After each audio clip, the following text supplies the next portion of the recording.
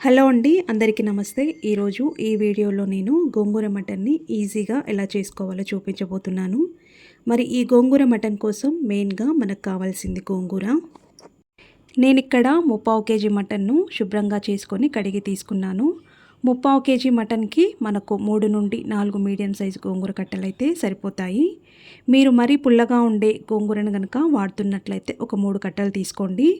లేదా నార్మల్ పులుపు ఉండే గోంగూరను కనుక వాడుతున్నట్లయితే 4 కట్టలు తీసుకోండి, సరిపోతుంది. నేనైతే ఇక్కడ 3 మీడియం సైజు గోంగూర కట్టలను నీట్గా కట్ చేసుకొని శుభ్రంగా చేసి తీసుకున్నాను. ముందుగా మనం ఈ గోంగూర మటన్ కోసం గోంగూర పేస్ట్ని అయితే రెడీ చేసుకోవాలి. స్టవ్ ఆన్ చేసి ఒక కడాయి పెట్టుకొని గిన్నె బాగా వేడైన తర్వాత అందులో మనం తీసుకున్న గోంగూరను వేసుకొని అందులోకి 3 లేదా 4 పచ్చిమిర్చిని వేసుకోవాలి. వాటర్ పోయకుండా గోంగూరను దగ్గరగా అయ్యేంత వరకు ఉడికించుకోవాలి. గోంగూర పచ్చివాసన పోయి ఇలా దగ్గరగా అయ్యేంత వరకు ఉడికించుకున్న తర్వాత స్టవ్ ఆఫ్ చేసుకొని ఇలా ఉడికిన గోంగూరను పక్కన పెట్టుకొని చల్లార్చుకోవాలి. ఇప్పుడు గోంగూర మటన్ తయారు చేసుకోవడం కోసం స్టవ్ ఆన్ చేసుకొని ఒక కుక్కర్ గిన్నె పెట్టుకొని గిన్నె వేడెక్కిన తర్వాత అందులోకి 3 టేబుల్ స్పూన్స్ ఆయిల్ వేసుకోవాలి.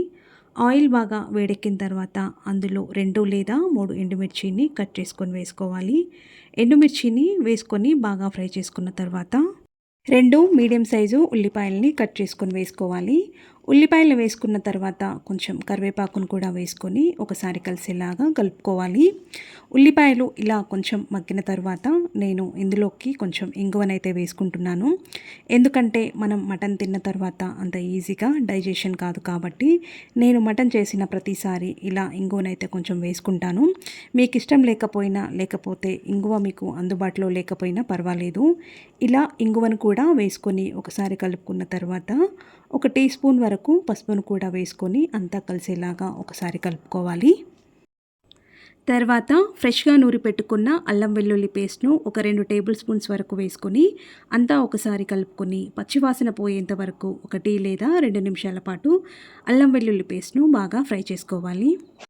ఇలా 2 నిమిషాల పాటు అల్లం వెల్లుల్లి పేస్ట్ని బాగా ఫ్రై చేసుకున్న తర్వాత ఇప్పుడు మనం ఇందులోకి ముందుగానే నీట్గా కడిగి పెట్టుకున్న మటన్ను కూడా వేసుకొని అంతా ఒకసారి కలిసేలాగా కలుపుకోవాలి.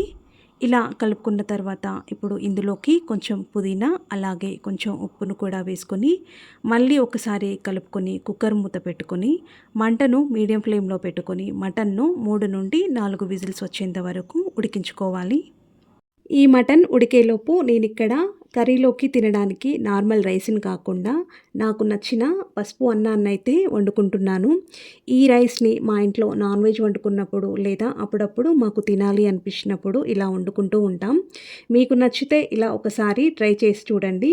ఈ రైస్లోకి ఏ నాన్ వెజ్ కర్రీ అయినా సరే చాలా బాగుంటుంది. నేను ఇక్కడ ఒక గ్లాస్ రైస్ని తీసుకొని అందులోకి కొంచెం పసుపు అలాగే కొంచెం ఎండు కొబ్బరి ముక్కలను కట్ చేసుకొని వేసుకుంటున్నాను. మీకు రైస్ మరి ఎల్లో కలర్లో కావాలనుకుంటే కొంచెం పసుపు ఎక్కువగా వేసుకోండి.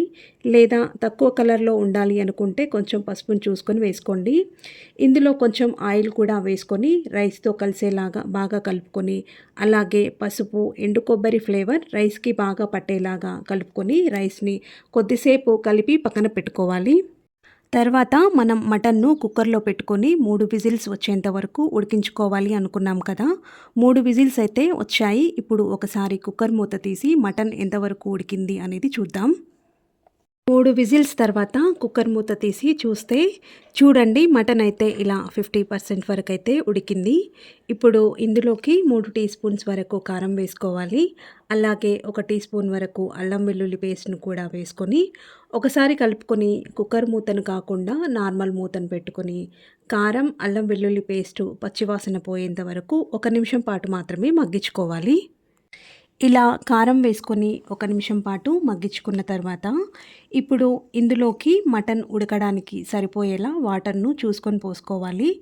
ఇలా వాటర్ని పోసుకొని ఒకసారి కలుపుకోవాలి. కలుపుకున్న తర్వాత ఇప్పుడు కుక్కర్ మూతను పెట్టుకొని మంటను మీడియం ఫ్లేమ్లో పెట్టుకొని 3 విజిల్స్ వచ్చేంత వరకు మటన్ను ఉడికించుకోవాలి.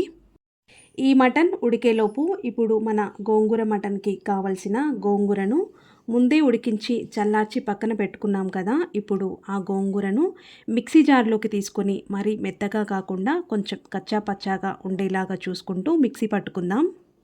ఇలా మిక్సీ పట్టుకున్న గోంగూరను పక్కన పెట్టుకుందాం.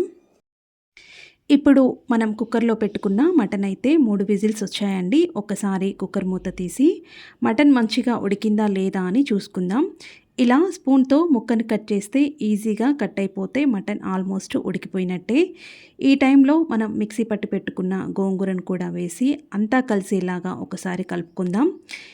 ఇలా మొత్తం కలుపుకున్న తర్వాత మంటను లో ఫ్లేమ్లో పెట్టుకొని ఈలోపు కర్రీలోకి మసాలా కోసం ఒక చిన్న గిన్నెలో 1 స్పూన్ ధనియా పౌడర్, అలాగే 1/2 టీ స్పూన్ గరం మసాలా పౌడర్ను, 3 వెల్లుల్లి రెబ్బలను కూడా వేసుకొని మసాలాకి వెల్లుల్లి ఫ్లేవర్ పట్టేలాగా దంచుకొని ఈ మసాలాను ఉడుకుతున్న కర్రీలో వేసి ఒకసారి కలుపుకోవాలి. అలాగే ఉప్పు గనక సరిపోకపోతే ఉప్పును కూడా చూసుకొని వేసుకొని మళ్ళీ కుక్కర్ మూత పెట్టుకొని మంటను లో ఫ్లేమ్లో పెట్టుకొని విజిల్ అవసరం లేకుండా మటన్ను ఒక 3 నిమిషాల పాటు ఉడికించుకోవాలి. కూర కొంచెం దగ్గరగా ఉడికేలోపు మనం రైస్ని పసుపుతో కలిపి పెట్టుకున్నాం కదా, ఆ రైస్ని 2 లేదా 3 సార్లు శుభ్రంగా కడిగి సరిపడా వాటర్ని పోసుకొని స్టవ్ ఆన్ చేసుకొని అందులో కొద్దిగా కరివేపాకును చేతితో బాగా నలిపి వేసుకోవాలి. ఇలా కరివేపాకును వేసుకోవడం వల్ల రైస్కి మంచి ఫ్లేవర్ అనేది యాడ్ అవుతుంది, టేస్ట్ కూడా చాలా బాగుంటుంది. ఇలా వేసుకున్న తర్వాత మూత పెట్టుకొని రైస్ని ఉడికించుకోవాలి. ఇప్పుడు 3 నిమిషాల తర్వాత కుక్కర్ మూత తీసి చూస్తే ఇలా కూర మంచిగా ఉడికి ఆయిల్ పైకి తేలుతుంది. ఇలా ఆయిల్ పైకి తేలుతున్నట్లయితే కూర రెడీ అయిపోయినట్లే. ఇప్పుడు మీకు ఇష్టమైతే కొంచెం కొత్తిమీరను కూడా వేసుకొని స్టవ్ ఆఫ్ చేసుకోండి. నాకైతే కొత్తిమీర వేస్తే నచ్చదని నేను వేసుకోవట్లేదు.